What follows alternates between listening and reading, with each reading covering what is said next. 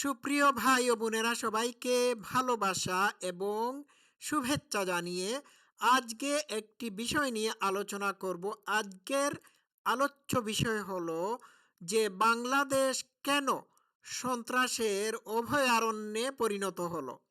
এই সন্ত্রাসীদের ঘাঁটি যে বাংলাদেশ হলো, এর পিছনে কারণ কি?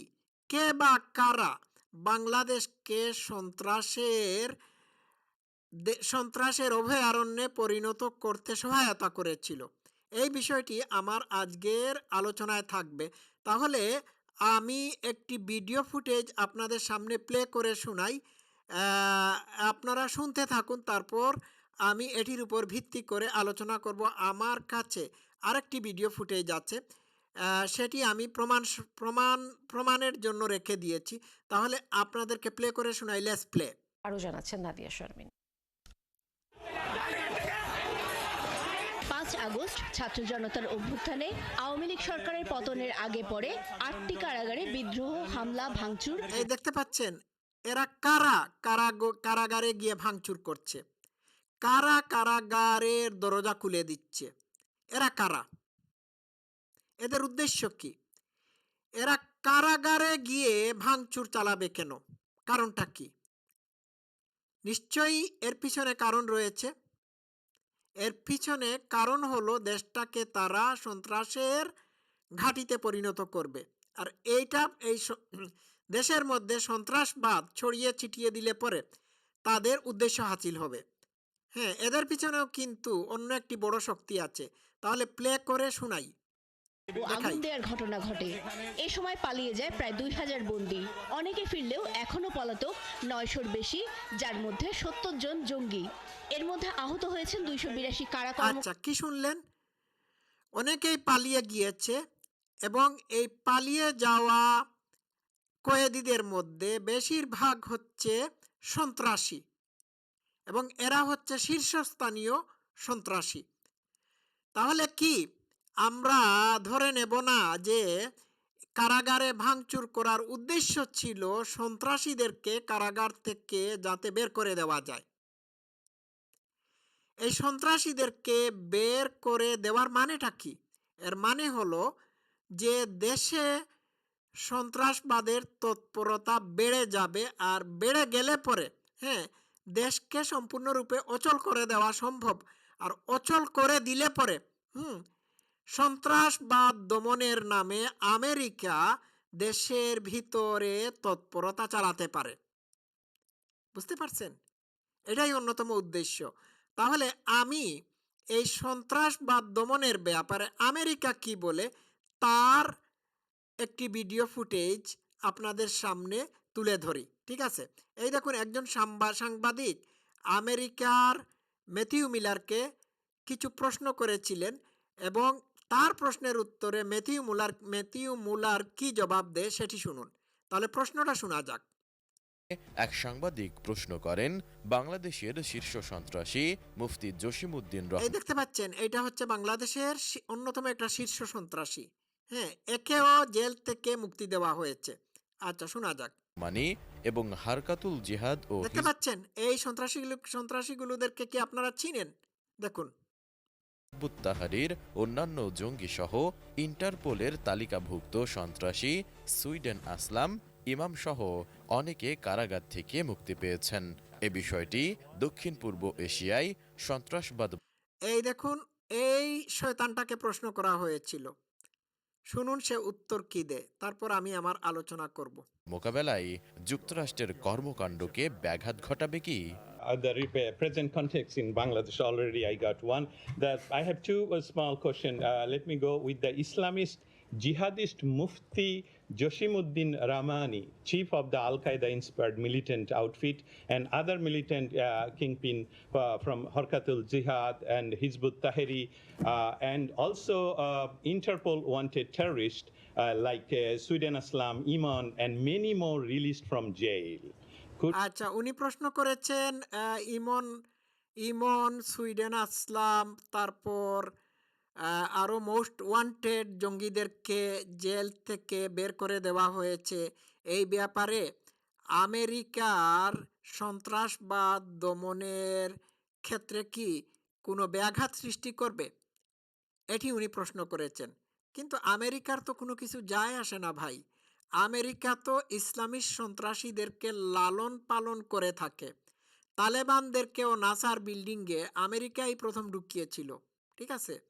এবং আইএস সহ অন্যান্য ইসলামিস্ট জঙ্গি যারা, তাদেরকেও আমেরিকা সুবিধা মতো ব্যবহার করে থাকে। তো আমেরিকা তো সন্ত্রাস দমনের জন্য কোনো কাজ করে না, বরং তারা সন্ত্রাসীদেরকে, হ্যাঁ, সন্ত্রাসীদেরকে তারা ব্যবহার করে থাকে তাদের মনোপুত সরকারকে ক্ষমতায় বসানোর জন্য, এবং এটি বাংলাদেশে হয়েছে। সুতরাং আপনি ভুল জায়গায় প্রশ্ন করছেন। শোনা যাক। Would this disturb the U.S. engagement to combat terrorism in Southeast Asia? আচ্ছা, উনি প্রশ্ন করেছেন এটি কি আমেরিকার সন্ত্রাসবাদ দমনের ক্ষেত্রে জবাব কোনো দেয়নি যুক্তরাষ্ট্র। ইয়ে করবে? এছাড়া শুনুন। বাংলাদেশ নিয়ে ভারতীয় নৌবাহিনীর বৈঠক প্রসঙ্গটিও মার্কিন পররাষ্ট্র দপ্তরের সবশেষ ব্রিফিংয়ে উঠে এসেছে। তবে এই ইস্যুতেও তাৎক্ষণিক কোনো বক্তব্য না দিয়ে প্রশ্ন গ্রহণ করার কথা জানান মুখপাত্র Matthew Miller. Let me take that question back. ব্রিফিংয়ে আচ্ছা, এক শুনতে পাচ্ছেন তো? সে বলছে let me take back the question. সে সাংবাদিকের দুইটা প্রশ্নের উত্তর না দিয়ে সরাসরি বলল যে আমি প্রশ্ন গ্রহণ করলাম, পরে উত্তর দেব। এর মানেটা কি? এর মানে একেবারে স্পষ্ট। এর মানে হলো যে তারা, আমেরিকান সরকার, হ্যাঁ, সন্ত্রাসীদেরকে ইচ্ছে করে এই কারাগার থেকে বের করে দেওয়ার ব্যবস্থা করেছে। এই কারণে করেছে যে এদেরকে তারা সময় সুযোগ মতো ব্যবহার করবে। কাদের বিরুদ্ধে ব্যবহার করবে?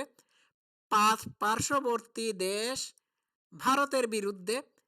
এদেরকে বের করে দেওয়ার উদ্দেশ্য হলো যে এদেরকে সামহাও ভারতে পুশিন করা হবে। আর পুশিন করা হলে পরে ভারতের মধ্যে একটা অস্থিরতা এবং অশান্তির সৃষ্টি করা যাবে। এতে করে ভারত সরকার একটি চাপের মধ্যে থাকবে, নাম্বার 1।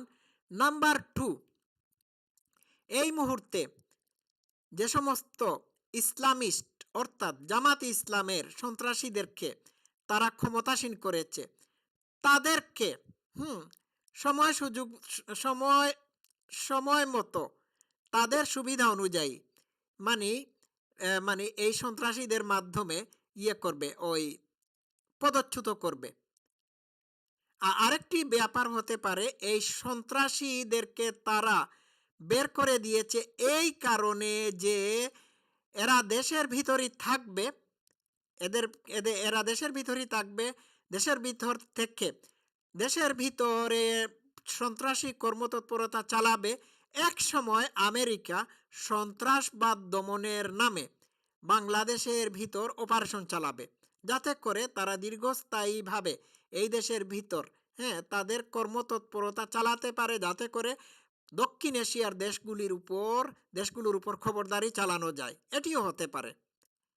এরকম কাজ তারা আফগানিস্তানে করেছে সন্ত্রাসবাদের দমনে, বা তালেবানদের দমন করার নামে কি তারা আফগানিস্তানে তাদের পুতুল সরকারকে দীর্ঘদিন যাবৎ বসিয়ে রাখে নাই?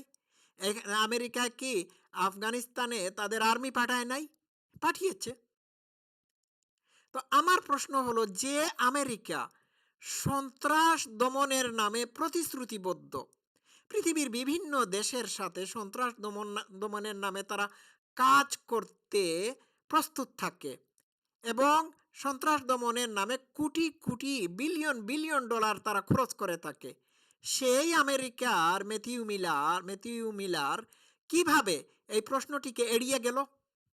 তাকে প্রশ্ন করা হয়েছে, সন্ত্রাস দমনের ক্ষেত্রে কি এই জঙ্গিদের মুক্ত হওয়াটা আমেরিকার কর্মতৎপরতাকে ব্যাহত করবে? সে উত্তর দেয় নাই, উত্তর এড়িয়ে গিয়েছে। সে তো তাৎক্ষণিকভাবে উত্তর দিয়ে দিতে পারত, সোজা উত্তর দিয়ে বলতে পারত, হ্যাঁ, এটি অনভিপ্রেত, এটি কাম্য না, এদেরকে অতি তাড়াতাড়ি কি করা হোক, অ্যারেস্ট করা হোক, এটি বলতে পারত। কিন্তু সেটি বলে নাই। এর মানে হচ্ছে তারা চায় বাংলাদেশ সন্ত্রাসের অভয়ারণ্যে পরিণত হোক। আমি বোধহয় বিষয়টা আপনাদেরকে বুঝাতে পেরেছি। তাহলে বুঝে নিন, এই আমেরিকাই বাংলাদেশে সব ধরনের অস্থিরতা অশান্তির সৃষ্টি করেছে। সুতরাং বয়কট আমেরিকা, এবং আমেরিকার মদতপুষ্ট এই সরকারের বিরুদ্ধে আপনারা আন্দোলন শুরু করুন, না হলে খবর আছে। সবাই ভালো থাকবেন। Love you all. আজকে এই পর্যন্ত থাকুক।